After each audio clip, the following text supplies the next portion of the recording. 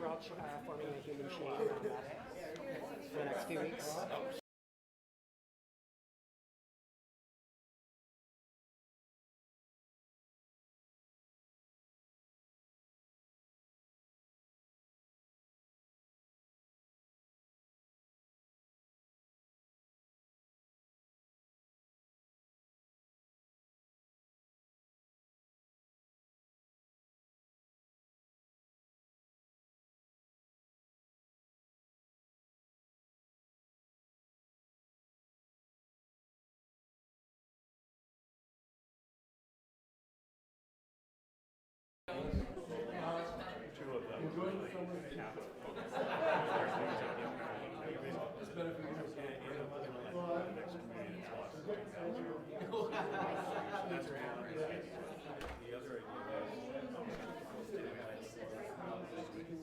Okay.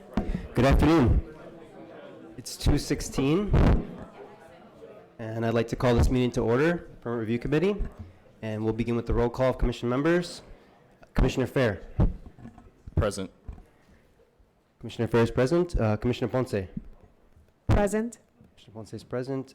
Commissioner Hughes. Here. Commissioner Hughes is here, and Commissioner Rubin. Present.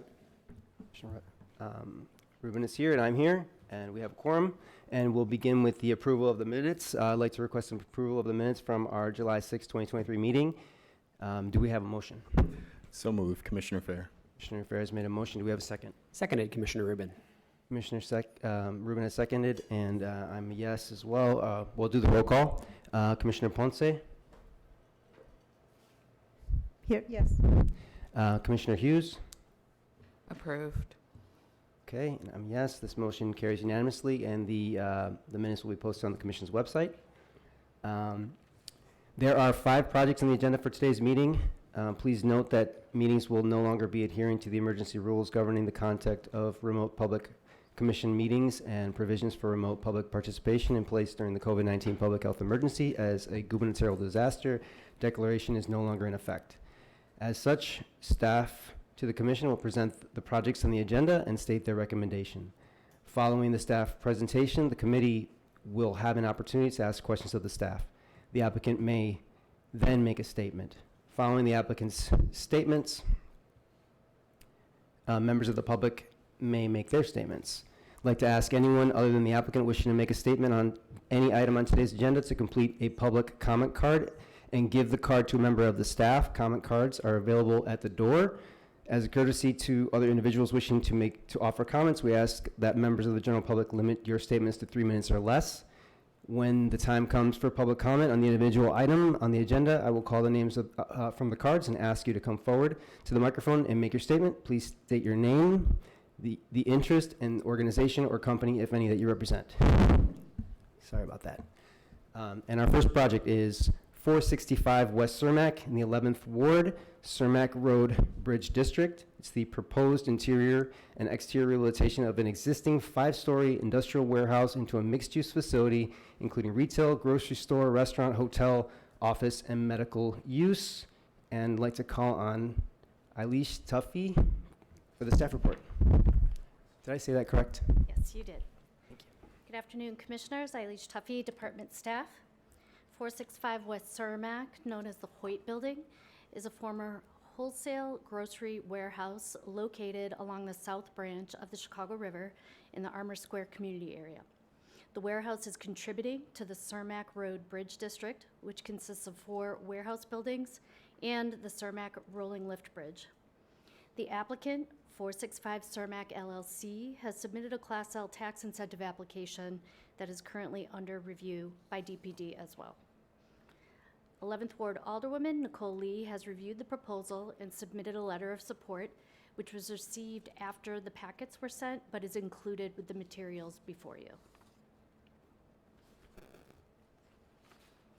The 5-story loft building designed by architects Nimmons and Fellows in the Prairie School style was completed in 1909.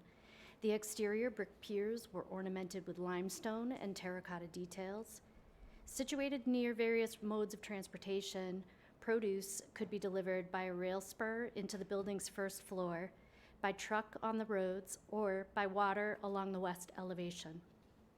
Historic images show large loading bays on the ground floor and the chamfered northeast corner of the building, just east of the landmarked Cermak Bridge.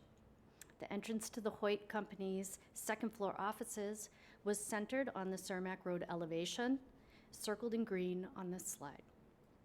The Cermak entrance has an ornamental terracotta surround, which includes the W.M. Hoyt Company name. The interior levels have large open floor plates constructed with reinforced concrete. Concrete columns support the vertical load. The existing condition of the building interior with its concrete columns is shown in the top right image. The proposed $40.8 million Hoyt building rehabilitation is part of a larger development that includes construction of new retail and parking garage facilities on adjacent, non-contiguous lots. The adaptive reuse of the warehouse will accommodate a hotel and offices on the upper floors, ground floor retail, and a new grocery store, a swim school on the lower river level, and several restaurant spaces throughout the building. The project includes full building envelope rehabilitation. Brick, limestone, and terracotta that's beyond repair will be replaced using salvaged materials where possible. Where salvage is not feasible, damaged masonry will be replaced in kind to match the historic in size, color, and texture. Per the 2023 condition assessment by BTL Architects. Masonry joints will be repointed as needed to match the historic mortar in type, color, and joint profile. All building elevations will be cleaned as part of the project. Staff recommend approval of the masonry scope with the condition that the project team submit replacement material samples and complete a test patch of the cleaning product on a discrete area of the facade for staff review prior to beginning work. In 2018, Historic Preservation staff approved a window replacement permit. At that time, roughly 75% of the existing windows were replaced. The approved window type had painted aluminum sashes with divided lights and extruded profiles to match the building's original wood window dimensions. As proposed, the project includes repair and replacement of windows with muntin patterns that match the historic configuration. Replacement windows dating to 2018 are proposed to be retained if deemed in good condition. In locations where rough openings were filled in with concrete block, plywood, or metal, if the underlying window no longer exists or is beyond repair, the openings will be restored using the approved replacement window. The next several slides will focus on work occurring on the east and west building elevations. 2 new arcades are proposed for the building, one at the first floor of the east elevation facing Grove Street, and one at the lower river level on the west elevation. In these areas, working within the existing building envelope, infill materials will be removed from former loading bays to create open air passageways. The east arcade facing Grove Street will have a depth of approximately 8 feet. 6 structural bays on the first floor are designed to serve as a covered main entrance to the building. The top image shows the new wall to be constructed inboard of the original brick facade. The proposed wall is a glazed storefront system with a gridded mullion pattern that is irregular in certain areas. Staff recommends approval of the east arcade since historically the structural bays served as loading bays for rail and truck delivery. The proposed arcade openings at these areas are visually consistent with warehouse loading bays. The new glass wall beyond is set back to a distance that will not detract from the original construction, and the material choice will clearly denote it as a contemporary alteration. Therefore, staff recommends approval with the condition that the proposed mullion pattern of the new glass curtain wall shall be simplified to reduce the number of horizontal and vertical mullions and create larger glazing panels of consistent proportion. Also, the new storefronts shall have a dark factory-applied finish with enlarged dimensioned details submitted with permit plans. Also on the east elevation, a limited area of the northeast sidewalk is proposed to be excavated for a sunken entry. The excavated area will be set back at least one structural bay from the building's chamfered northeast corner to provide relief between that character-defining feature and the new construction. This entry will provide direct access through the building to the public riverwalk. The sunken entry will also be accessible from the first floor main lobby by a grand stair connection to the lower river level. At the Grove Street sidewalk, the edges of the sunken entry will have pedestrian safety measures in the form of raised planting beds, metal railings, and concrete retaining walls. The concrete retaining walls will have a stamped brick pattern and limestone caps. Staff recommends approval of the new sunken entry with conditions. No illuminated or dynamic displays, as suggested in the lower right image, shall be incorporated into the outdoor sunken entry area. Also, treatment, materials, and finishes for the newly exposed building foundation wall should be provided with the permit application for staff review. Lastly, in keeping with the treatment of the arcades, the new entrance doors shall be reviewed for consistency of design with the remainder of the building. This rendering shows the rehabilitated building as proposed in the current plans. Moving to the west elevation, 11 of the 14 structural bays at the river level will be converted into a publicly accessible riverwalk. Historically, these bays served as loading areas for goods delivered by river barges. The arcade openings will be visually consistent with open loading bay doors. New railings will be added on the interior side of the arcade to create a safety barrier. The riverfront arcade will have a depth of approximately 14 feet and is designed to meet the Chicago River design guidelines. In keeping with treatment of the East Arcade, the covered walkway will also have a new glass curtain wall inboard of the original brick facade. Staff recommends approval of the West Arcade with the condition that the mullion patterns of the interior storefront system shall be simplified to reduce the number of horizontal and vertical mullions and create larger glazing panels of consistent proportion. Also, the new storefronts shall have a dark factory-applied finish with enlarged dimension details submitted with permit plans.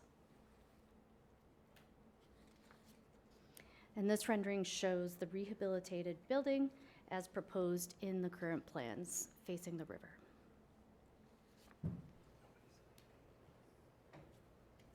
The applicant proposes to replace the glazing in the roof monitor skylights.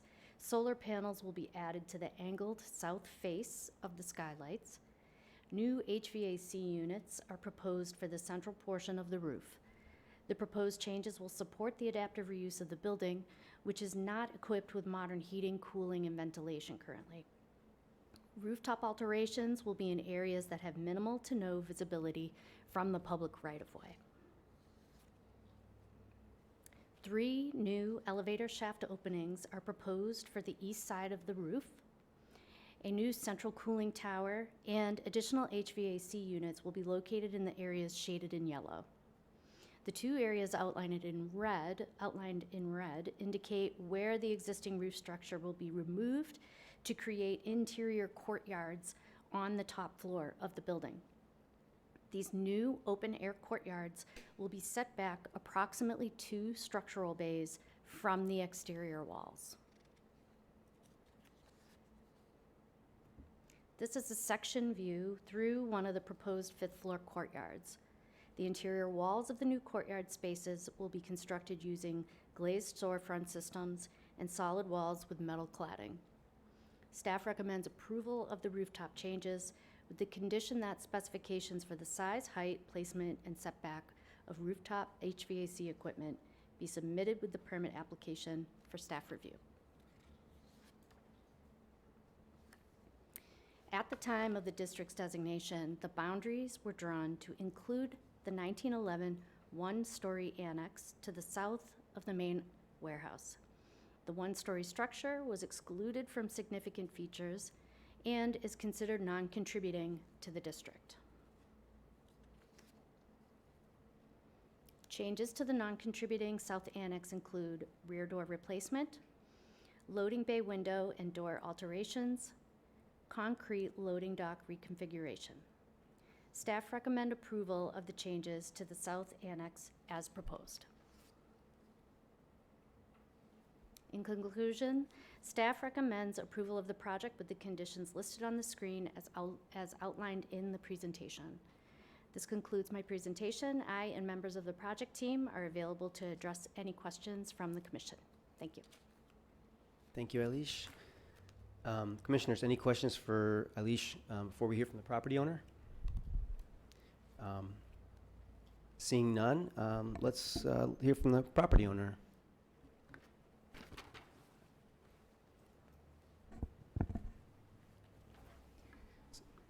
Good afternoon. My name is Crystal Hayes.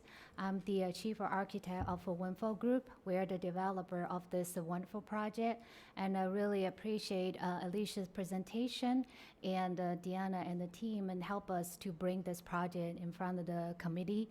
And we are excited to bring a new life and new use to this project and this building historic.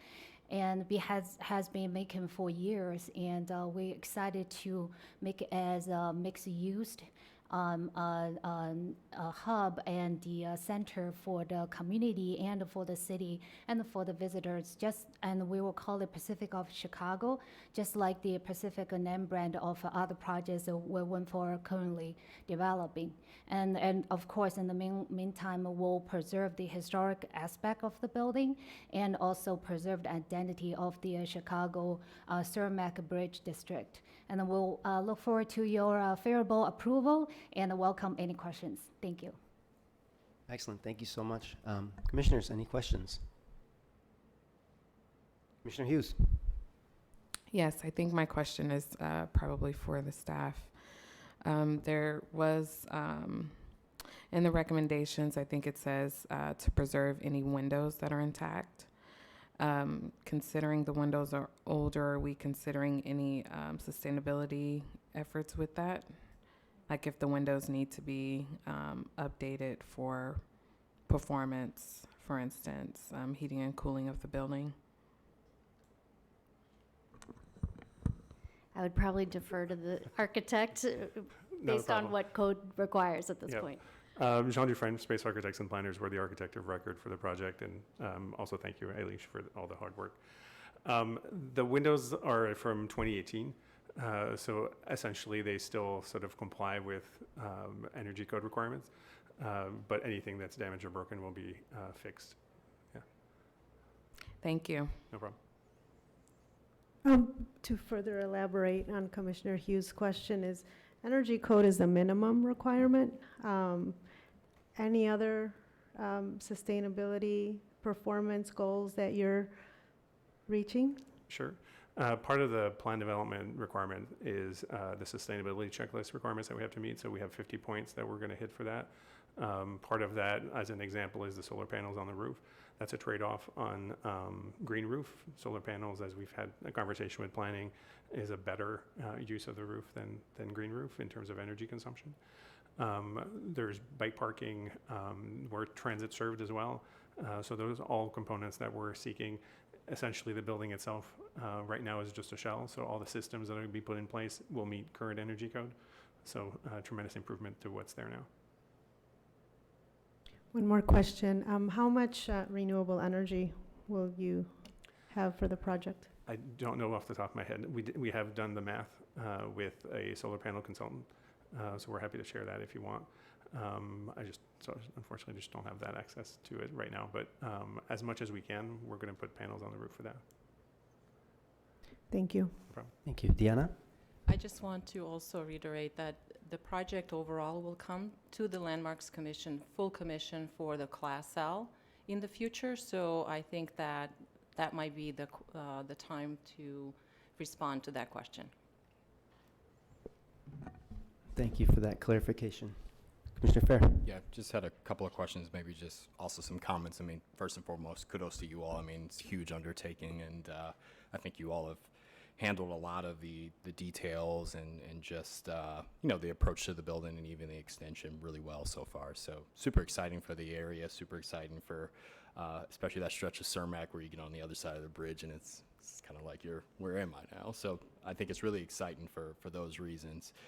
Super minor questions on some of the details. I think one of the things that jumped out to me was just the choice for the guardrail. I think use of the tension, cabling just stood out as a little bit different from the rest of the architecture. But I could not see in any of the photos that were shared if there were any existing examples of metals or, ornamental metals in particular that might have been there for reference. So I'd offer that up. I'm curious if, what was the exploration? And as somebody who's dealt with, those tension cables, I mean, if you don't get a good crimp on it, it'll be popping and sagging for the rest of the building's life. So. There's currently no, at least on the exterior building, there's nothing to sort of get inspired by. Part of what we were trying to do as well is to sort of distinguish old from new, so that the building itself, it's very, very clear and distinguished difference between what we've added and changed to the building and what was there. So that's an attempt at doing that. Yeah. No, I think the stainless makes sense. I would just, maybe if it comes to the chopping block or there's some more thought given to the tension cables, something maybe more solid, especially it looks like in some of the renderings there's some seating and things in that area. People are sometimes not the best with resisting the temptation to kick things. True.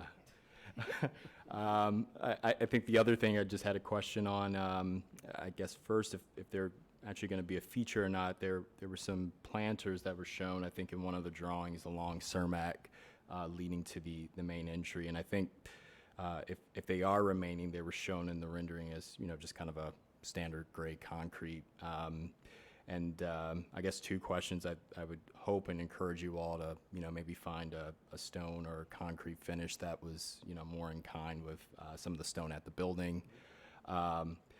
But then, it also kind of got me thinking, it seems like it was pretty tight, potentially, and I've not walked that sidewalk in a while, but, just got me thinking if there were opportunities to incorporate planters at the seal itself of the window. So just would put that out there for consumption. Yeah, part of the sidewalk is tight. Our preference would be, to be perfectly honest with you, nothing on that side, just to not distract from the building, and to maintain as wide of a sidewalk as possible.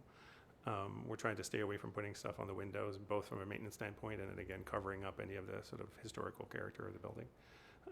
And if we do put planters on that side, we will definitely add some details, and those will be part of the submittal in greater detail than what you've seen today. Yeah, I think it would be okay if you guys have got the activation along the riverfront. I think, you're showing it as really kind of this nice lush environment, which I think is in keeping with some of the city's guidelines. But then you've also got kind of your moment. I'd be curious, aside from the sunken plaza, there's kind of the original feature at the building there at that corner of Grove and Cermak. And I don't think it's shown as being a planter in the rendering. No. It's actually a light well. It's a light well. Yes. No, it's a lower level. Okay. Well, There's windows. There's a couple of windows at the bottom, and currently an AC unit that'll come out. But yeah. great. Yeah, so I, may not be needed at all there on that side. Okay. Thank you. Thank you. All right, thank you, Commissioner Fair. Any other questions for the applicant? Commissioners? I just have one more comment, Commissioner Ponce. just to say that I love this building for such a long time, and I've always wondered, like, when is somebody going to do something? And so thank you for this project, and it's I think it's going to be wonderful, especially on the riverside. I've recently kayaked through the river there and was staring at it 2 weeks ago, and so I'm excited to see how it develops. Well, thank you. Thank you, Commissioner Ponce. I might have one other question. It's just for Yes. staff. I saw there's signage on the Grove side. That's not a part of this. We're not deciding or discussing that at this time. That's separate. Correct. Okay. No signage or exterior lighting. That would come through separately. Thank you. I also had a point of just information for the committee, and that's that the project, in addition to Class L, is also seeking the historic preservation tax credits through tax incentive through the state. Great, thank you. I just it's an incredible mixed-use project. It's really exciting. How far do you guys see the phasing of it? Is the hotel pretty much in line? It seems like that's a big component, and the restaurant's very far along, but I'm just curious about that. I probably can't say too much about it, but I see you have a light well. Yeah, we actually are working with a very international, well-known hotel flag right now, and we're in the negotiation with them. So our plan is have them on board as soon as we can, and throughout the negotiation process, and then start the project all together. Because we want to, the hotel would take a longer time to build, but the rest will probably be faster. But we want a hotel, which is the most important component in the project, and start as soon as possible, and after everything is starting. Yeah. Excellent, thank you. Commissioners, any other questions? Okay, I think we'll go to the public comment. Thank you so much. We'll go to the public comment portion, and we have one comment card, Mr. Ward Miller.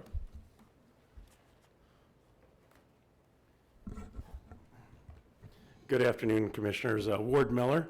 I'm the Richard H. Treehouse Executive Director of Preservation Chicago, and we're very much in support of this amazing project, a transformative project for this area of the city, which sort of, spans, Chinatown and the area to the west, and it's sort of a no man's land kind of idea. So we're really excited about this being transformative and really sort of refocusing on this amazing industrial history of Chicago.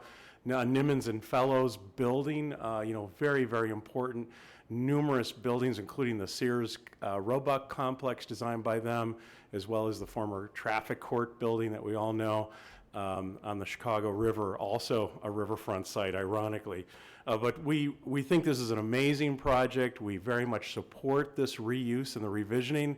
We've had many false starts on the site over the last decade or more, so we're really excited to see this. I think we just also want to mention that, the double-leaf Schweitzer bridge that adjoins this, it's almost obscures part of the north facade, is really important. And even though the bridge looks pretty good now, we sort of really want to put out there that we almost need people and companies and successful organizations and redevelopment projects to sort of consider adopting some of these features. This is the one of a kind and the only one left.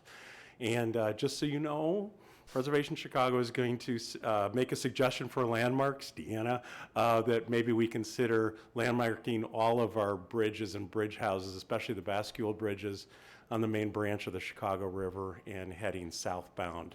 So anyway, with all that said, thank you to the team, thank you to the DPD for making this a possibility. And thank you most of all for making this a landmark district, having the faith to move, that this would one day, even if it was a decade later, have a transformative effect on a neighborhood. And we see the power of landmarks here. And I just want to say we are grateful to all of you, including the developer and the development team, as well as the city and all of you on the commission for making this a reality. Thank you. Thank you very much, Mr. Miller. Does anyone who hasn't completed a comment card wish to speak? Seeing none, thank you for your comments. We appreciate and hear your position, and I would like to note that the committee's authority is bound by the Landmarks Ordinance, and the committee's decision on this matter is based on the criteria outlined in the ordinance and the commission's guidelines.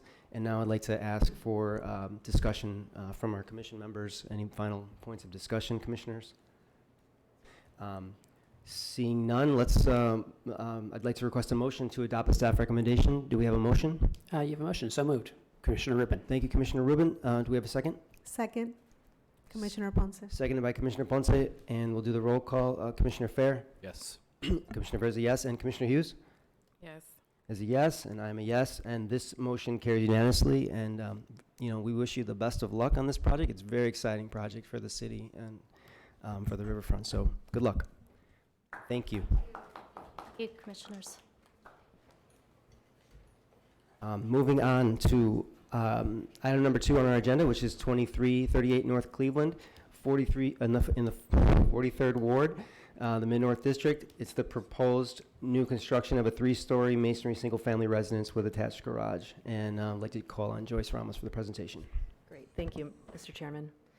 The subject property is located on the site of the former Senecal Convent. At the June 2021 meeting of the Commission on Chicago Landmarks, the Senecal Convent was found to be non-contributing to the Mid-North District. The Commission recommended approval of the proposed demolition to City Council. In September 2021, City Council passed an order permitting demolition of the non-contributing building. In October 2021, a proposal to subdivide the property into 9 parcels for residential development and the proposed new construction of a 4-story residential building was reviewed and conditionally approved by the Permit Review Committee. The packet and decision letter from that meeting is included in the packet. The applicant today has submitted drawings for a pre-permit review for the proposed new construction of a single-family residence, which we'll be reviewing today. The development site plan shown here shows the former Senecal Convent property subdivided into 9 parcels for residential development. The October 2021 PRC approval included parameters regarding future new construction on these parcels that define details such as the parking and garage locations, front and side yard setbacks, and maximum building heights for future new residential buildings. The proposed redevelopment of the property seeks to return Cleveland Avenue to scaled infill residences, and these lots have been reconfigured to their historic orientation. Lot 5, the subject property, which is outlined in the dashed red rectangle, is located mid-block on Cleveland Avenue just south of Fullerton Parkway. This lot is limited to be redeveloped into a single-family home. The home will be located at the front of the lot with an attached garage at the rear that is accessed by a shared drive that is also requiring a new curb cut. The proposed front yard setback is 17 feet. The side yard setbacks are 3 feet to the north and 6 feet to the south. The October 2021 PRC decision allows for lots 5 and 6 to be served by a single shared curb cut and side drive. This decision also requires an additional 8-foot side yard setback within the first 20 feet of buildable area. The applicant is proposing an 8-foot by 20-foot long stoop in the setback. Staff recommends approval of the proposed setbacks as they are consistent with the immediately adjacent houses in the district and dimensions match the requirements of the October 2021 PRC decision. A 1-story below grade attached 3-car garage is proposed at the rear. Above the garage is a roof deck, which will also serve as their rear yard. Just to provide some context, the Mid-North District contains excellent examples of the various building types and architectural styles that predominated during the period when Chicago was rebuilding itself after the Great Chicago Fire, with styles ranging from Italianate, Queen Anne, and Romanesque revival, with a significant majority of masonry construction. In the 1920s and the 30s, many buildings were remodeled, sometimes taking on newer, more modern architectural styles such as Art Deco. The design of the proposed new building is meant to exhibit similar massing, proportions, and expressions of the historic buildings in the district. However, the applicant was careful to not simply replicate existing historic details. The design of the front facade is understated with a relatively flat brick grid with punched openings accented by slightly projected banded soldier courses, slightly projected brick lintels and sills, and a corbelled cornice with a dentil course topped with a dark-colored cast stone coping. The brickwork detailing is a contemporary reference to historic ornament found in the district and adds variety and depth to the facade.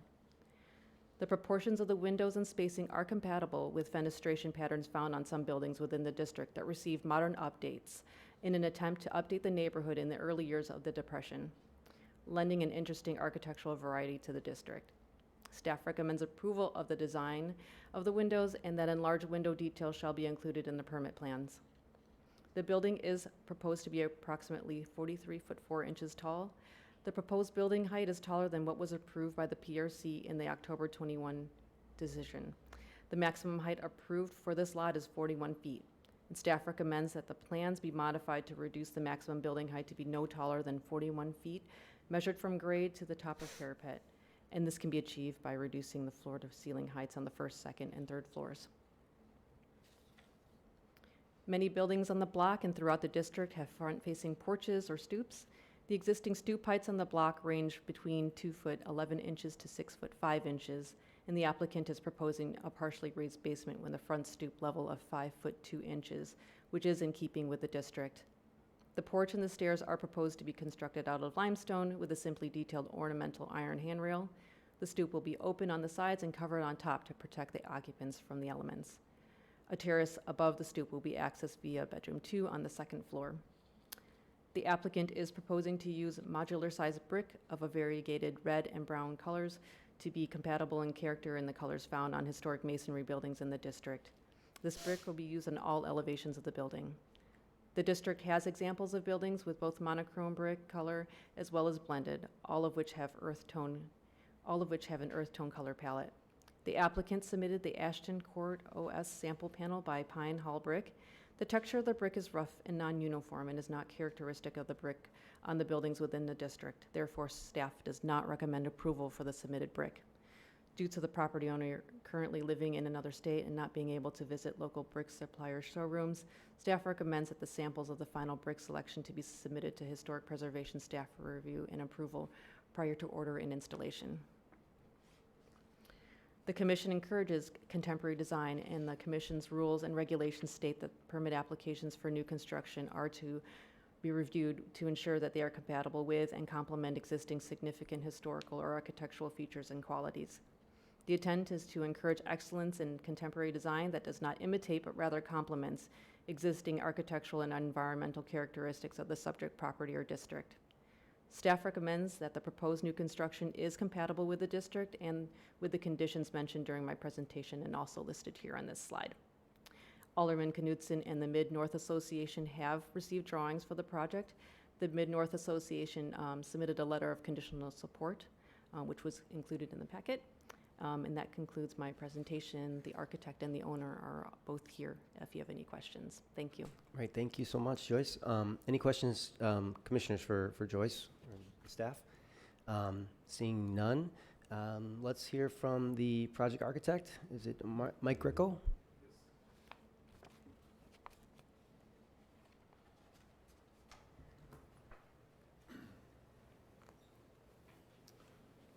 Good afternoon.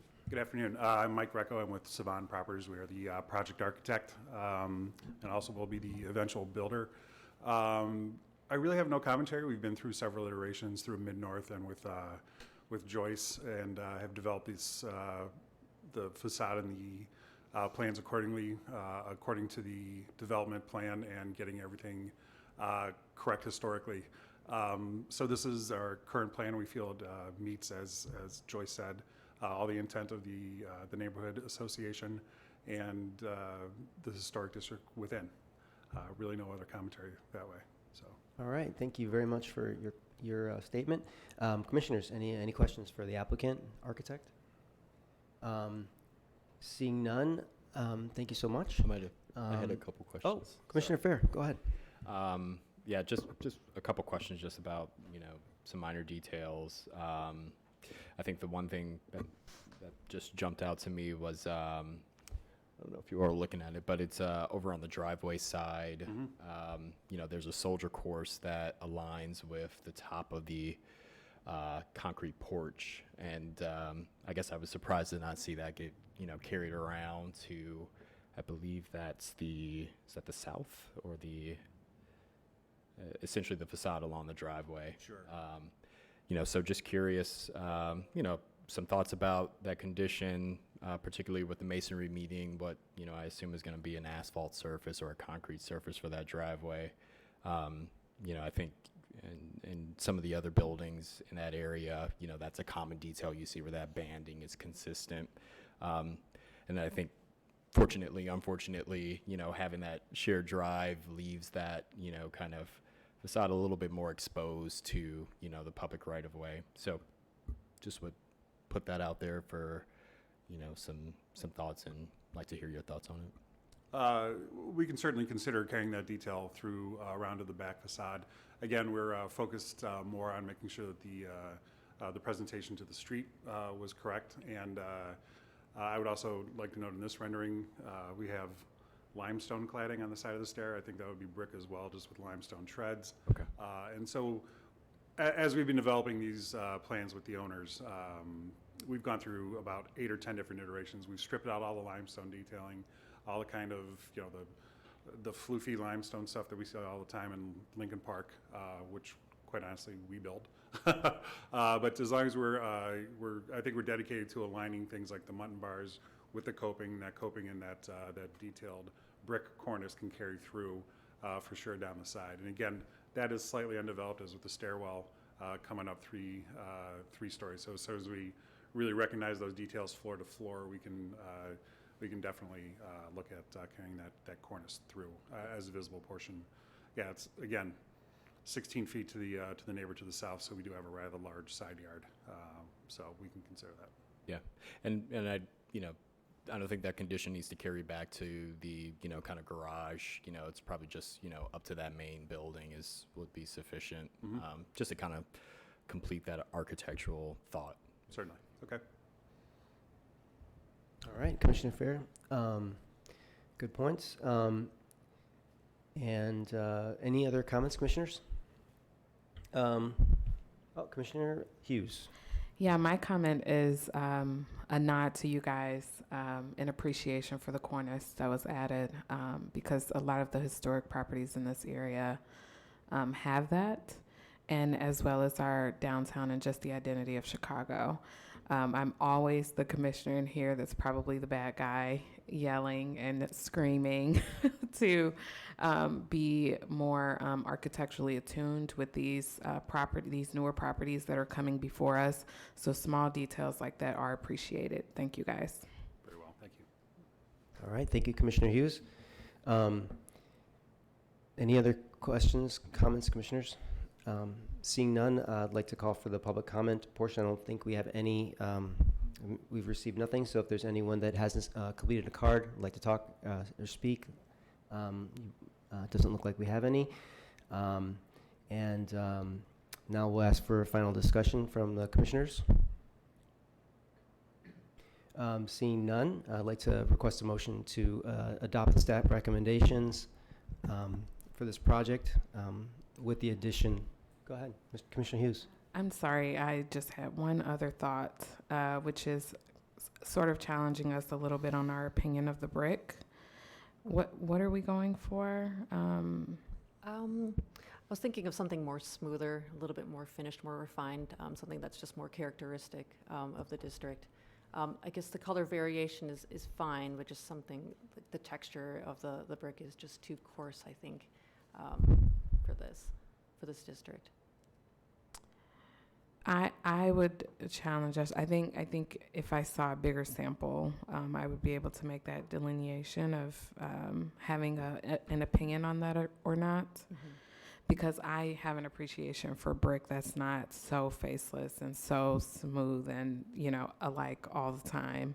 The face brick is what I'm referring to. Yeah. So, me personally, I think if it's maybe if we saw a larger sample, I can have an opinion, but I like a little bit of differentiation in the brick. Okay. Yeah, I think as the project gets further along, we'll probably get more samples to review. But this is just the one that's submitted is not approved. Excellent. And when you do receive those, I think Commissioner Hughes, will you be the person to review I will volunteer myself. We could work together and review them yes, together. Joyce, sounds good. Excellent. Thank you so much. Any other final points of discussion, commissioners? Seeing none, I'd like to request a motion to adopt the staff recommendation. I believe with the addition of further looking at the soldier course wrapping around, and with that, that is the motion to, or that is the revised staff recommendation. Do we have a motion? So moved, Commissioner Fair. Commissioner Fair has moved. Do we have a second? Hughes, seconded. Commissioner Hughes has seconded, and we'll do the roll call. Commissioner Rubin? Yes. Commissioner Rubin is a yes. Commissioner Ponce? Yes. A yes. And I'm a yes, and this motion carries unanimously. Good luck. This is the first of the sites, so it's exciting to see something happening. Very well. Thank Thank you. Thank you. All right, thank you. The next project on our agenda is the third item, 1330 East Hyde Park, 4th Ward, Alderman Robinson, in the Kenwood District, proposed new construction of 2 3-story, 4-unit residential townhome buildings, and Tyler Taylor has the staff presentation. Good afternoon. Good afternoon, Commissioners. The subject property at 1330 East Hyde Park is a vacant lot in the Kenwood District located mid-block with East Hyde Park Ave to the south and East Madison Park to the north. 2 new construction townhouse buildings, each containing 4 dwelling units, are proposed to be constructed on the site. In the proposed site plan, the buildings are located along the north and south property lines with a court between them to provide vehicle access to the garage at the rear of each dwelling unit, as the lot does not have access to an alley. A vehicle entrance to the court is located at the southwest corner with a proposed curb cut and driveway on East Hyde Park. The driveway is 16 feet wide and flares out to meet the street at a 22-foot wide curb cut. The site plan notes a 6-foot tall wood fence along the entire side property lines at the east and west, extending all the way to the sidewalk. These fences would extend into the front yard and be visible from the sidewalk. Due to their height and design, the fences are not appropriate for the front yard and should not extend past the front of the building at grade level. The block between South Woodlawn Ave and South Dorchester Ave is occupied almost entirely by large apartment buildings dating from the period of significance for the district. The only exceptions are the group of 3 mid-century townhouses at 1238 to 1242 Hyde Park and the vacant lot that is the subject of this proposal. New curb cuts are typically not appropriate in landmark districts unless there is a historic precedent. There is an existing curb cut for a driveway between 1348 to 1350 and 1352 Hyde Park that provides vehicle access from Hyde Park to a rear court behind the buildings and continues to another curb cut on Madison Park. While no records could be identified that establish the date of this curb cut and driveway, staff documented evidence that it was in use during the period of significance for the district. The wrought iron gate at the driveway entrance on East Hyde Park appears to be original, and the hinges are embedded in the masonry of the sidewall of 1350 Hyde Park, implying the gate was likely installed at the time of the building's construction. Additionally, a hatch for a coal chute is located in the base of the wall at 1353 East Madison Park. These were typically located in alleys, indicating there was carriage or vehicle access to the court between the buildings at the time of their construction. Because of the absence of an alley and the existing curb cut, staff believes the proposed new curb cut is consistent with the historic pattern of development and will not have an adverse effect on the district.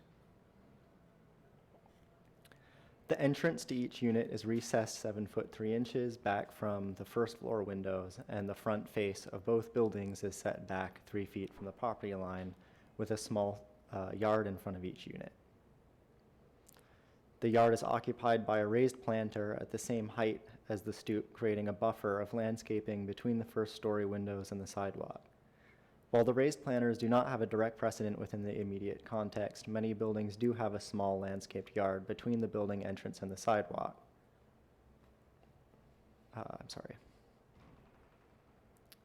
So it is not out of character for the district.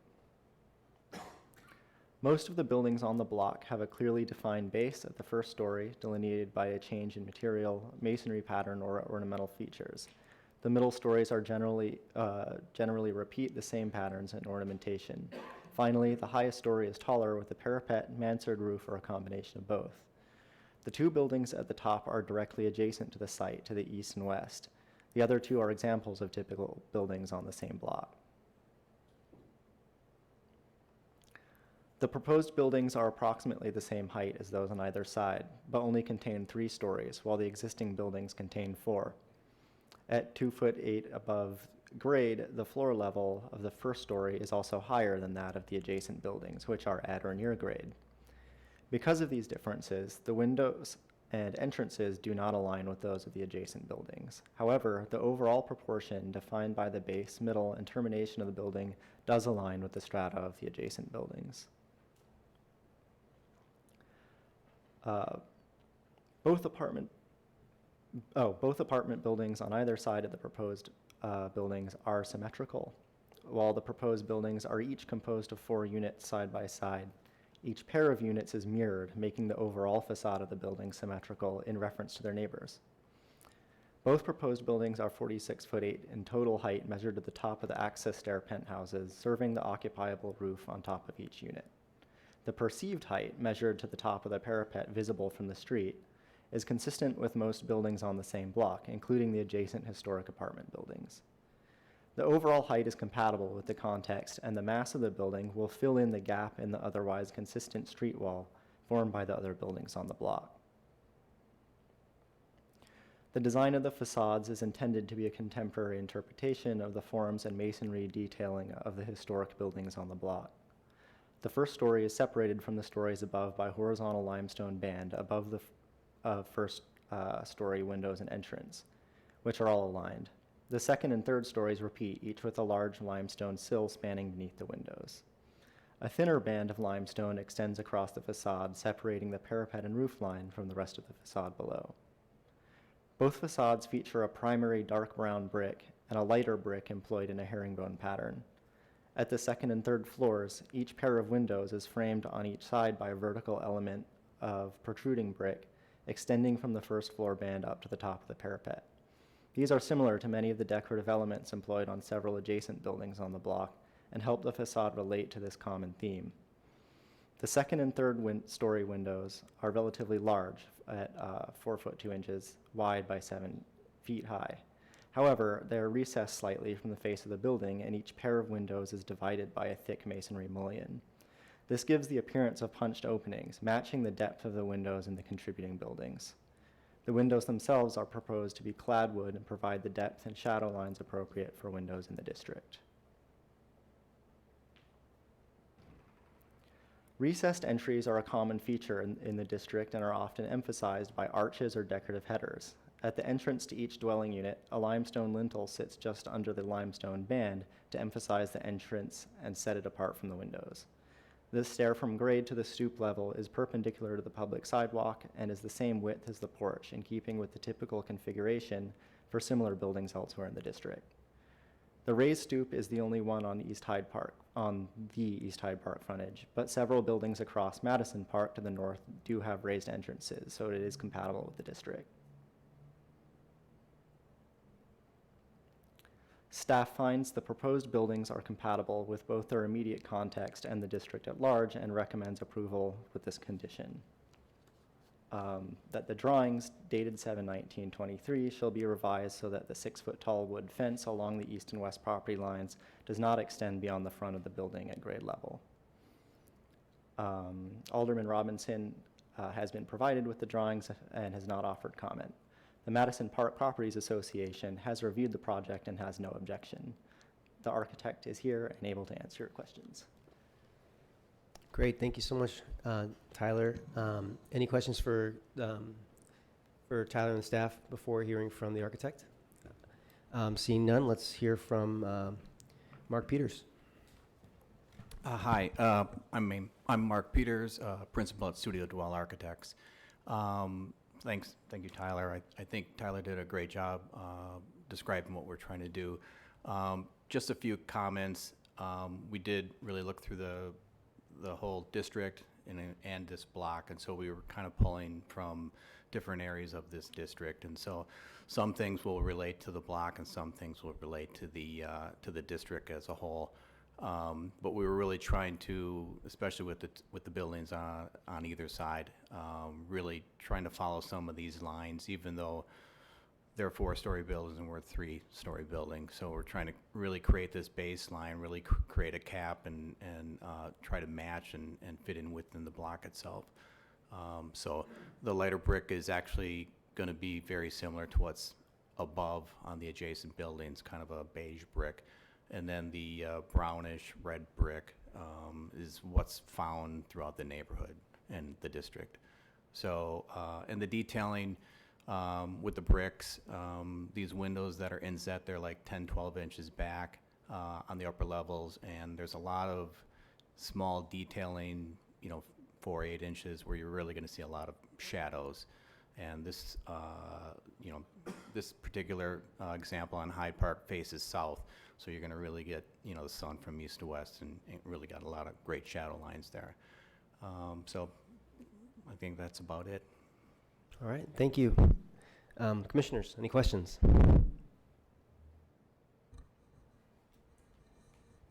Commissioner Hughes. Directionally speaking, there's, Tyler, can you clarify which direction is the garage drive? Yeah, let me go to the site plan.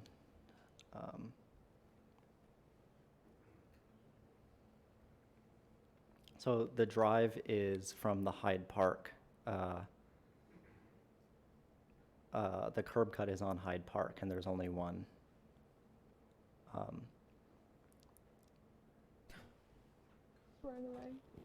Okay, well, I guess I'll just address that side of the building. We know that there's not going to be a building abutting up against that side, so it seems like, pedestrians and people in the neighborhood are going to see this when they're walking by. Have you guys considered kind of putting some of the design on that side as well? Usually when the face is left like that on properties, they're expecting buildings to butt up against them in the future. Right. We haven't really thought of what we can do on there. We do have a fence that's coming up, and I think that's one of the recommendations, not to have the fence go the whole way. But it's really a blank wall for about 20 feet, and then it recesses in, and then, because there's a walkway that comes from the Madison Street side. So there's finished brick past that point. So it's really just on the driveway side that you would see some of that blank wall. But, we're pretty tight in terms of driveway width and our ability to do anything on that side, other than a 6-foot fence. I think I would encourage some design on that side of the wall, just on the part that's forward, not the part that's recessed. Just because, like I said, the experience of walking down the street, even though that's not going to be accessible, obviously, to pedestrians or community folks, they'll still see it, when they're walking by this wall here. So I would encourage. On our facade itself, we are bringing the base, the detailing that's wrapping around on our building itself. It's just the other building, obviously, we don't have the ability to. You're saying the skirt and then the cap? I got the cap. We've got a limestone line at the window heads up above. We're repeating the same vertical slots. Those are old elevations. These are the most recent ones we have, but. Go to the rendering again. Okay. I didn't really Right there, so see. you can see that we're doing some of the kind of the herringbone brick pattern in between the windows and limestone. So we're bringing these details and we're wrapping them around on this. We are cognizant of that, and we also understand that we're looking at the backs of the other buildings, and so we're repeating some of those details there with the herringbone and the detailing back there. I see that. I see that, and if this band that's above the doors, for instance, that could also wrap around, similar to how you're doing that top window band, and then maybe adding an additional vertical piece maybe in between the windows. I don't want to design your building for you, but I think there are some additional steps that you can take to add something else to this side profile. Thank you, Commissioner Hughes. Commissioner Fair. Yeah, I had a few comments, and I mean, this is a tough one. It's, you know, you can't build a building. You don't want to build a building that looks 100 years old, like the neighbors, but you know, you're trying to respect and pay homage to various details of it. You know, I think despite having a 3-story building next to, you know, 4-story buildings, you guys have found a way to, you know, work out kind of the banding along the elevation along Hyde Park Boulevard. But, you know, I think, you know, Tiara, Commissioner Hughes started to touch on, you know, some of the details I think that, you know, I've just got some questions about, and, you know, just wondering how this, you know, building and can, you know, start to kind of bridge the gap a little bit more effectively. I think the thing that immediately jumped out to me was, you know, in terms of the difference of materiality in that neighborhood, and especially along Hyde Park Boulevard, typically you've got the band, you know, for the first story of the structure, that, you know, limestone or some other material, and then, you know, the other material, different colors, relegated to the upper floors. You know, you all took the approach of really mixing that and then going a step above with the herringbone pattern. So, you know, I think that's been a tough one, you know, that I've struggled with, you know, how that, you know, ties back to the character of the, you know, rest of the district and the neighborhood. And I'm curious if, you know, a means of doing it is, and also, you know, I'm definitely on the same page as Commissioner Hughes about, you know, how you treat or need to treat, you know, your facade that runs along the driveway that becomes a part of the streetscape as a result of that. But do you take, you know, your, you know, kind of more tan colored, you know, masonry and just bring that and relegate that to the, you know, lower first floor? I think it's neat that you guys have, you know, kind of the punched setback entry and the windows there, but it feels pretty dark. I think with the, you know, brown brick that's down there, could it be balanced a little bit more with the lighter one and simulate, you know, some of the limestone that's down there, and then, you know, come around that corner back towards the, you know, parking lot area. And then the same thing about, you know, bringing that limestone banding across. So, you know, things like that, you know, does the herringbone pattern maybe feel a little bit better if it's in, you know, kind of the brown masonry where it's more subtle in that area? You know, I think this maybe needs a little bit more thought, you know, just to try to resolve some of these things. It looks very much alien, I think, to that block, and I don't mean that in a negative way. I mean, you guys have put a ton of work into this, but you know, there definitely are some things that I think can be done to try to tie it in a little bit better to the neighborhood context. Thank you, Commissioner Fair. Commissioner Rubin. Thank you. I think I think looking at a project like this, it makes me think back to our previous meeting and the Ben Weiss intervention along that block, that you're dealing with a similar challenge, sort of similar creative approaches to it. So like that is a compliment to come in to say that I see that successful project that we're now talking about landmarking 50 years on in a design like this. So it's going in that direction. My question would be kind of going back to the limestone banding, particularly at the very, very top of the building, which at least in this rendering reads fairly flat. Looking at some of the neighboring buildings on either side, you know, you have a parapet wall that has a lot more ornament than this building, which is appropriate for its age. Like, we're not looking to recreate that kind of ornament today. But my question is in the piers in between, is there is it completely flat along the top, or is there a little bit of I guess change in dimension along that parapet roof? So the areas where there are, that's an old elevation, but the areas where we have the pilaster bay-ish, it's meant to stick up a little higher, and I can see in this rendering that it's not quite showing that.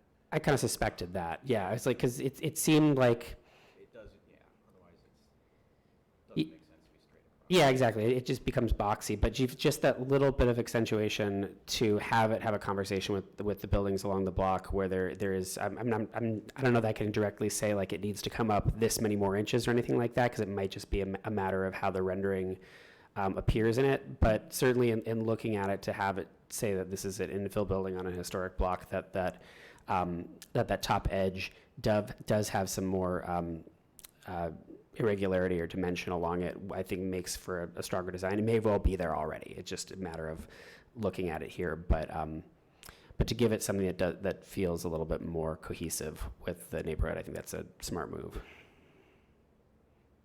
Thank you, Commissioner Rubin. I just piggyback on some of Commissioner Fair's thoughts. I think like we really appreciate that you're not trying to replicate, the old buildings, and that you're trying to do something of its time, and that you're trying to bring some details from the district here. I guess for me, trying to stare at this and figure out what it is we can do, and we don't want to design it for you again. But maybe for me, it is about the coloration on the upper level. That I don't know if you see that in other buildings. That's sort of the two colors, and maybe you do want to just accept trying to make a little bit more of a nod to the base. Like Commissioner Fair was sort of alluding to, without changing too much, but maybe it's just having the two colors on the upper portion of the building is sort of what's throwing everybody off. Okay. So maybe just looking at trying to make that. Maybe you could use a different texture brick or something if you wanted to. Different pattern or something. Yeah. Just if we're, just talking at this point, I mean, I think there's a lot of great inspiration. Just, you guys have seen it, in the neighborhood itself. I think the building just to the west, and I think there may be an image that we could zoom in on in the presentation, but, it's got, I think if you find any of the elevations that have kind of the Google Earth images on it, it shows it a little bit better. But, I was just thinking if there's a decision to move away from, the herringbone pattern, if we put things back on the table, there's kind of these masonry coins that are on the building to the west that, frame the windows. And, I think that's a predominant feature that you all do have. It's funny that, Commissioner Rubin brought up the Ben Weiss project because, I think the Eugenia Apartments have that same feature of really highlighting the, kind of location of the entry doors, but not to get too architectural on it. But I think there's just opportunities to pull some of the details from, in the area that don't sacrifice the vision that you all have and the work that you've done, but can help bridge that gap. So I don't think it's necessarily one that it's way off, but I think it could be a few moves that make a big difference. Thanks, Commissioner. Yes, and we're trying to, of course, keep in mind the design process, not elongating or stretching out your timeline. So a lot of the suggestions that we're putting forward are hopefully, more easily to implement than going back and redesigning a building, for instance. So I think like Commissioner Fair and Commissioner Yankovic have alluded to, some color differences, some profile changes, wrapping around to that garage side, small things like that to really, again, bridge the gap and help tie it in a bit more. With that, I think I'd like to, since there are a lot of suggestions here and we don't really want to elongate the process too much, we can of course, allow, suggest further study and not have you guys come back, but maybe there's a staff or if a commissioner is interested in kind of reviewing the next steps, they could do that, or but just trust the architect and have them continue to study it a little bit more, given the suggestions on the table today. I'd be helpful to review. Commissioner Fair is volunteering. Great, excellent. With that, any other last comments before we hear from public comments? Commissioners, seeing none, I think we have one public comment card from Mr. Miller. Thank you, guys.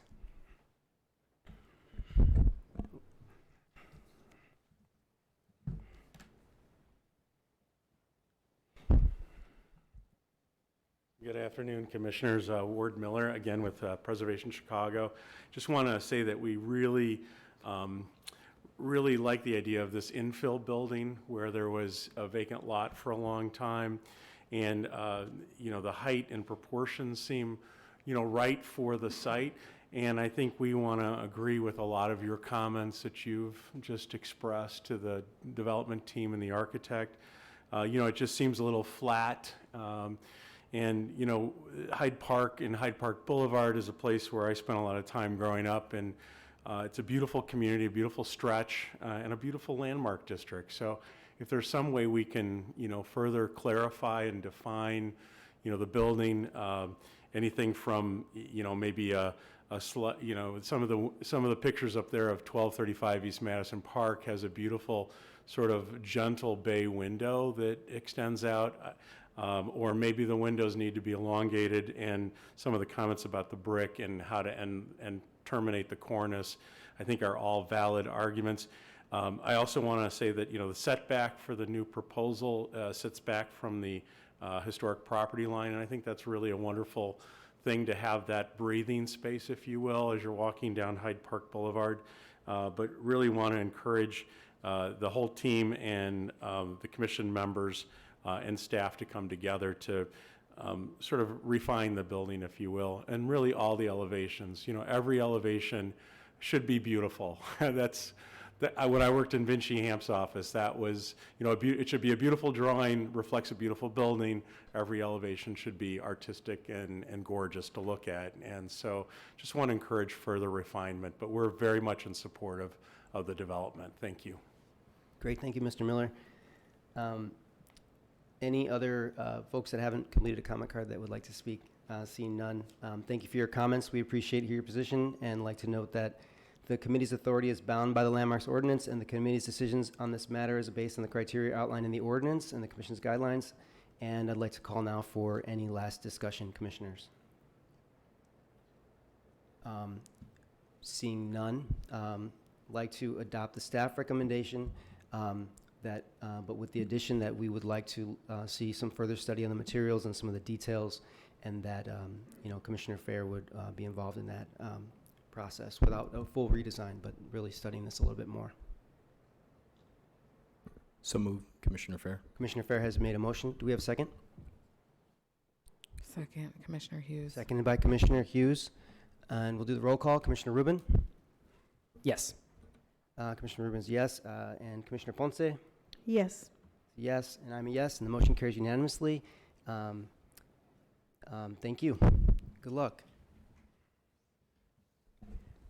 All right, we're moving on to item number 4, 9830 South Longwood, 19th Ward, Alderman O'Shea, Longwood Drive District, the proposed modifications to non-original additions to single-family home. Emily Barton has a presentation. Yes, I do. Hi, Commissioners. So the subject property here is located mid-block in the Longwood Drive District. The Italian Renaissance Revival style house was designed and built between 1922 and 1923. The current owner is proposing to renovate the exterior of the original house, including the replacement of the single-pane double-hung windows with new aluminum-clad windows, restoration of the original French doors, and tuck pointing the masonry with the appropriate mortar to match the color, texture, type, and profile of the original. There have been additions to this building in the past on both the north and the south, which I highlighted in blue. And the applicant is also proposing to modify and expand these to the rear to accommodate additional space. At the side and rear elevations of the house, several of the window locations are proposed to be revised with detailing to match the existing as a part of the program. So sometime after 1944, according to Sanborn maps, A shallow rectangular bay projection was modified to a 3-sided projecting bay addition with a metal roof, which is what's currently there today. The addition is 9 feet 2 inches long and currently extends 4 feet from the north facade of the building. This is proposed to be removed and replaced with a new rectangular bay approximately 15 feet 10 inches long and extending 5 foot 5 inches from the north facade. The current conditions feature a shallowly angled metal roof that is proposed to be replaced with a slightly taller 3 foot 3 inch metal standing seam roof and painted wood fascia matching the historic house. Double hung windows are proposed on all elevations of this new structure and will feature a painted wood panel below each window, clearly differentiating the new work from the historic. Because this element is on a side elevation and not original to the house, staff recommends approval as proposed. Furthermore, no historic fabric will be removed or obscured, and the changes are compatible to the historic structure and will not have an adverse effect on the building or district. So sometime in the 90s, a 1-story brick veneer addition was added to the south elevation with a flat roof and pyramidal aluminum frame skylight. The non-historic flat roof features a 34-inch eave projection that is not found anywhere else on the building. The applicant's proposing to modify this addition to better match the character of the historic home and extend the floor plate approximately 6 feet 9 inches to the rear. Because the extension will be no wider or taller than the existing, this modification will only be minimally visible from Longwood Drive.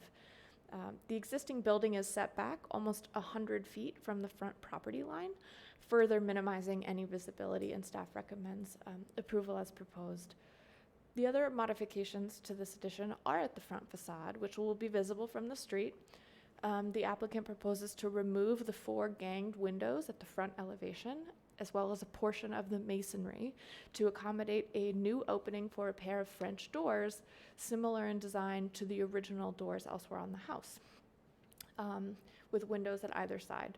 The new double-hung windows are proposed to also have painted wooden panels below, matching those on the new north addition, further distinguishing the new work from the historic.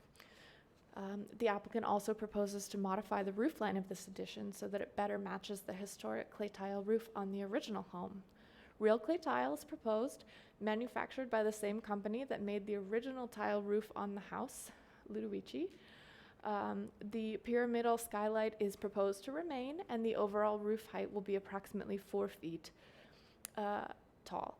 Again, because the work is altering a non-historic element and the proposed changes increase the compatibility with the historic house, staff recommends these modifications will not be an adverse effect.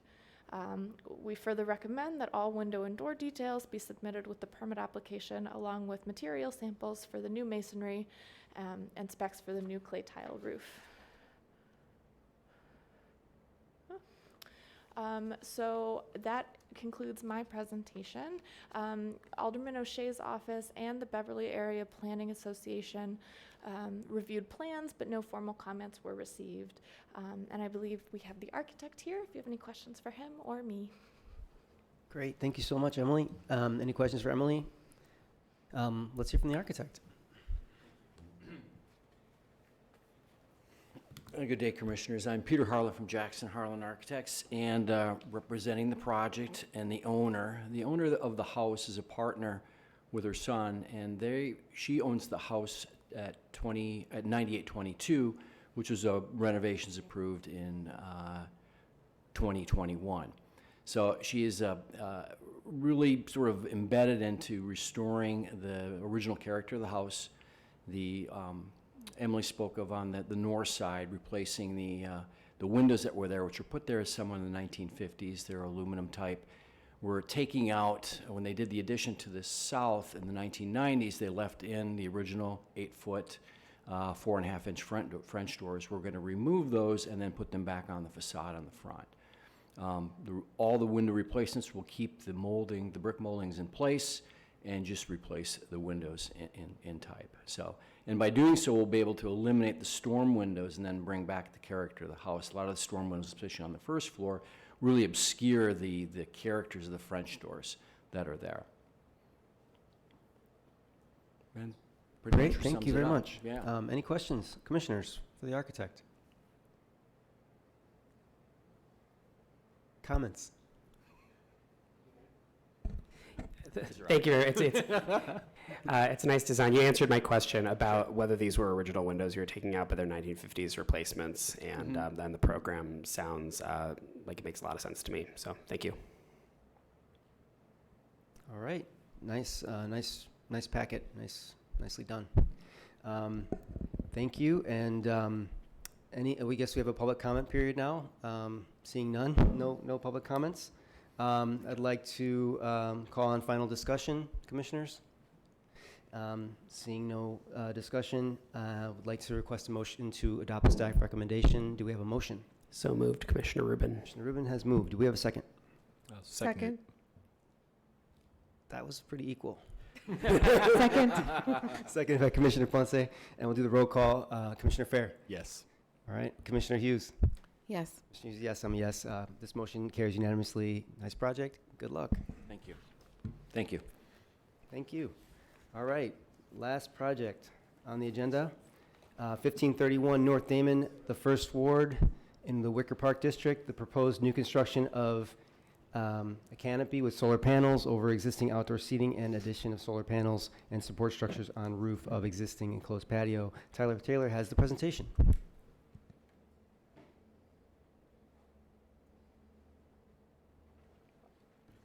Okay. The subject property is at the corner of North Wicker Park Ave and North Damon Ave, just to the south of the Damon CTA Blue Line station in the Wicker Park district.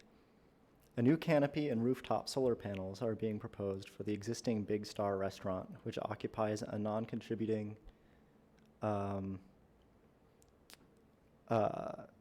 non-contributing building initially built as a filling station in the 1930s. Sorry, is it not displaying for you guys? It's kind of a scrambled screen, so it's easier on the eyes if we turn around. Okay. The property is one of the few commercial buildings in the Wicker Park district. This is a view of the existing restaurant from the northwest. And this is a view from the south at the corner of Damon and Wicker Park.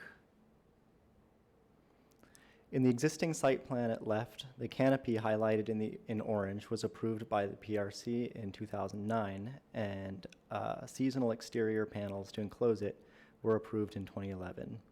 In 2013, a small pickup window in the adjacent building to the north covered by an awning was also approved. This is highlighted in blue. The proposed site plan at right shows the area to be covered by the new outdoor canopy to the north of the building.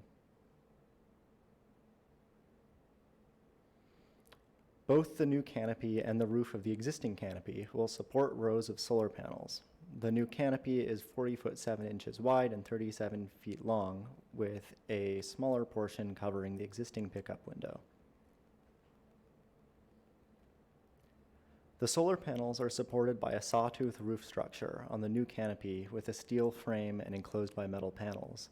On the existing canopy, the support structure for the solar panels will be an open metal frame. A band of corrugated and perforated metal will run along the perimeter of the roof. The new canopy measures 15 foot 2 inches in overall height and 9 foot 6 to the bottom of the metal band.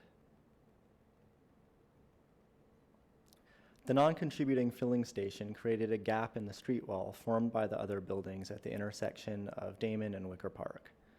The proposed canopy and roofline alterations will visually infill the site and give the building a stronger presence along the street, helping to close the perceived gap in the street wall. The band and similar structures on both roofs will help tie the different structures to the site, on the site together, so they are perceived more as one structure. However, a short section of the band is proposed to connect the existing signpost with 3 new intermediate columns. Staff believes this adds visual clutter to the site and should be eliminated. The roof line will be altered and the height of the building will be somewhat increased, but will not overpower the adjacent historic buildings on either side of the lot, as these are significantly taller. The bright yellow color proposed for the metal band does contrast with and overwhelms the colors of the adjacent buildings. This should be changed to match the light gray of the existing restaurant structure. The existing planters, furniture, and umbrellas are already have the bright yellow of the business's branding. Staff recommends the following conditions. With the following conditions, the proposed modifications will not damage, obscure, or otherwise have an adverse effect on the character of the existing non-contributing building or the surrounding Wicker Park district. First, the drawings dated 7/19/23 shall be modified to eliminate the section of metal band and 3 supporting steel columns connecting the building to the existing signpost. The band may terminate at the southwest corner or continue west along the south wall. And 2, the finish color of the metal band along the roof level shall be changed to match the light gray color of the existing building, which is compatible with and does not overwhelm the palette of the contributing buildings on either side. A sample of this color shall be provided for review and approval with the permit application. The Wicker Park Committee has reviewed the proposal and provided informal comments which were included in your packet. Alderman LaSpada has reviewed the proposal and is in support. The architect is here today and available to answer your questions. All right, thanks so much, Tyler. Any questions for Tyler? Let's hear from the architect. Joe Bueller. How's it going? Thank you, Tyler. Thank you, commissioners. My name is Joe Bueller. I'm the principal of Present Future Architects, and so we prepared this design for you today. I think what was said was a very, very good description of the project. I think in concept, the initial thing we're after is just trying to consolidate all the different pieces of this existing site and to be able to remove the temporary tent that's, the outdoor dining is covered with right now. So our goal was to push back the outdoor covered dining to that northeast corner. And so we've got a pickup window, we've got outdoor covered dining, we've got a restaurant, and then we've got outdoor dining that's uncovered. Trying to bring cohesion to all this was this idea of the ribbon, the yellow ribbon, which corresponds with the brand color for Big Star. I do have a material sample along, just so that you know it's not electric yellow. We chose a yellow from their logo that is one of the more, easier on the eyes yellows. So I can give you both of these to look at. So if I pull up all of their kind of like brand new materials, this is their primary logo. And so we're matching the yellow that bands around their logo. So there are other yellows we could choose, which are their chairs or even like the tent structures that are much brighter. If you want to look at these or not, but it would be that color in the perforated metal, which I also have the grays. Mr. Bueller, can you try to, I know you're dealing with that, but can you try to speak in the microphone? Okay. I do have the grays along too, if you want to see like in context what these look like. So I think I appreciate the feedback, and I would say that we're very like amenable or like workable with that. Number one, we'll take the ribbon off of the signpost. I think that's okay. Like, I understand your point. I would love to just maybe ask if we could keep the yellow. I think it's exciting. It kind of adds a little life to this area, and I mean, it represents Big Star in a good way. I think in a community building way. So this is my ask. Thank you, Mr. Bueller, for that. Commissioners, questions, comments? Can we get a hold of the printed, the Big Star star? And I'm sure, the print quality. I don't. Yeah, it's pretty close. Because I'm far happier with this deep of a kind of almost like a rusty, almost orange. That the sample's still pretty yellow, but yeah. We matched. Yeah, it's true. The print is not 100% accurate. So the sample that we are providing is the yellow that surrounds the Big Star logo. And the yellow is the primary identifier for Big Star. So I think that we already have some yellow awnings out there. There's actually in 2 different places you can see where the mural is on the south end of the building and at the pickup window. So these elements are present already and allowed. So we were just trying to like actually bring the level of identity a step higher by doing something that's a little bit sleeker and connecting the buildings with that datum. So like that 15-foot datum for us was really important. Like the canopy, the new canopy, and all these other elements should be connected with that height. I think that's important for its just solidarity on the site. So, and if I may, one more thing. I think just the yellow allows you to understand more, like, visibly where the entrance is. It kind of draws you in. So I think it's like the better moment for color is it gives you that like opportunity to like get beyond that initial outdoor seating, uncovered outdoor seating, to the actual restaurant entrance. So for wayfinding, I feel like it's strong. I feel like it's good for clarity and identity for the building. So. Commissioner Hughes. Yes, is the yellow banding still gonna wrap around the planters? It will not wrap that signpost. We'll remove that. That was the first comment. I think what it will do then, it will, to the recommendation, will turn it east on that south elevation of the building, and it will die into what is that mural wall. So instead of heading out towards the street, it'll head back towards the mural wall. And just one thing, and you said this already, that yellow band is perforated. It's not like a solid. Correct. Right. Yeah, so there's visibility. That's much better, I think. Guys, I like the yellow. Thank Okay, you. I Thank you. look. We are not about to sit here and debate for an hour about a color. Can I see the gray? And the fact that it's a color and it can be painted over in the future, like, we look, listen, let's make a decision. I'll go so far as to say that maybe it never gets painted over in the future, with a case study being if you look at the effort to preserve Tower Records buildings in California, how one of the issues is that you're leaving behind a box that has some yellow signage on it that delineates it as a Tower Records, but if you paint that over, it is just a box, it is nothing. But with your brand here, should you be around to be landmarked in 50 years as I think the first Big Star in Chicago, then it should be iconic as part of the Big Star branding. And I think in terms of how it fits in with the rest of the neighborhood, it stands apart. It's a non-contributing structure, but it has a brightness that I associate with that corridor, and I also like it. Thank you. Right. Thank you, Commissioner Hughes. Commissioner Rubin? Commissioner Hughes? My question is for the staff. So can you guys explain to us the hesitation, or, if we do move forward with this, is this setting a bad precedent, or, what's the concern here for us? Not necessarily setting a bad precedent. The reason for that recommendation was we're limited to looking at what is in the boundary of the district, and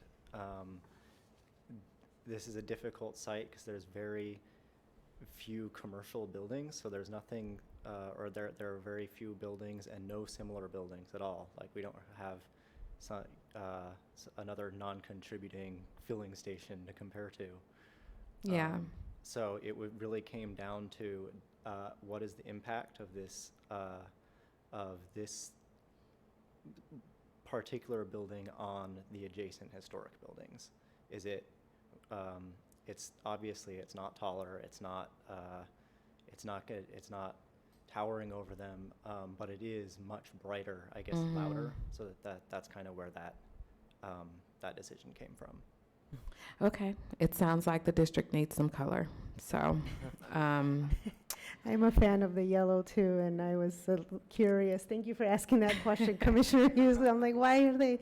So, I mean, it's, I'm obviously a fan of the solar panels and the renewable energy. I don't know if there's a case that it's so close to, at the street level. So there are two really exciting elements added to this exterior. So when I saw it, I was like, this is nice. I'm excited. I'm a plus. Okay, so I think, are we ready for a motion? I have Commissioner Fair. comments and question, and I hate to be that guy. No, I mean, I think these are just great, challenges. It's, what we do in the profession, try to, kind of balance all of the sides of it. I think, objectively, fan of Big Star, fan of yellow and color. And I think the question here is, we're just trying to find the balancing point.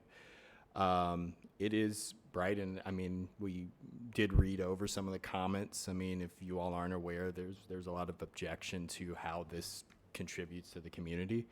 But I think through that, I'm wondering, is there some place to land in between, where we can address both? I do think, for this small of a perforation, from the viewpoint that you're going to be at, this is going to read as a solid for the most part. Or, I would say from many angles, it'll read as a solid because it's so fine.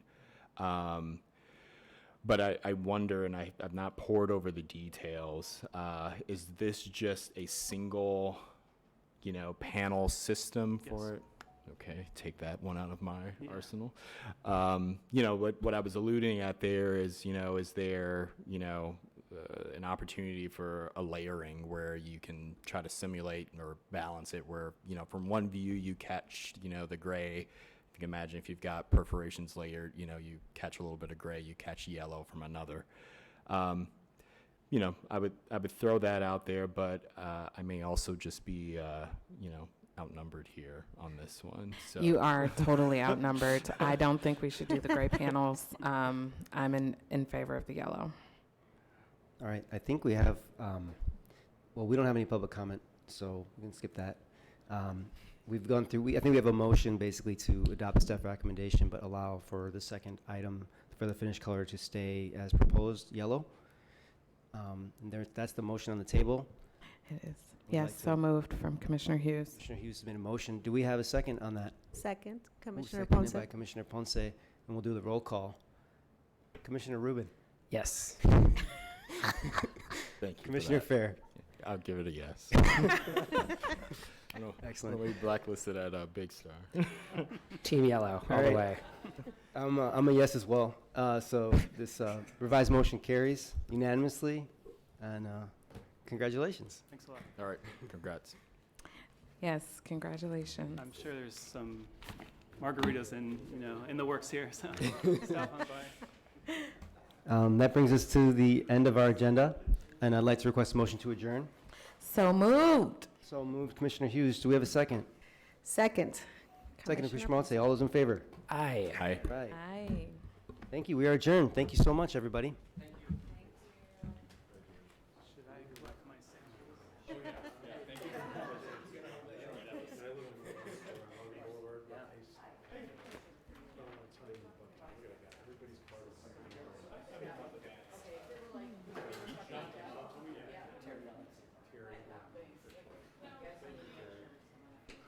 Great discussion. Well, we just sat through the hard part one. This one's too flat. Yeah. It may just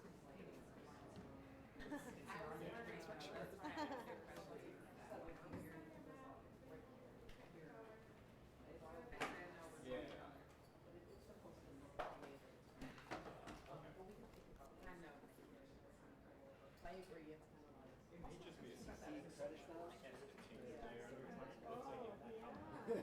a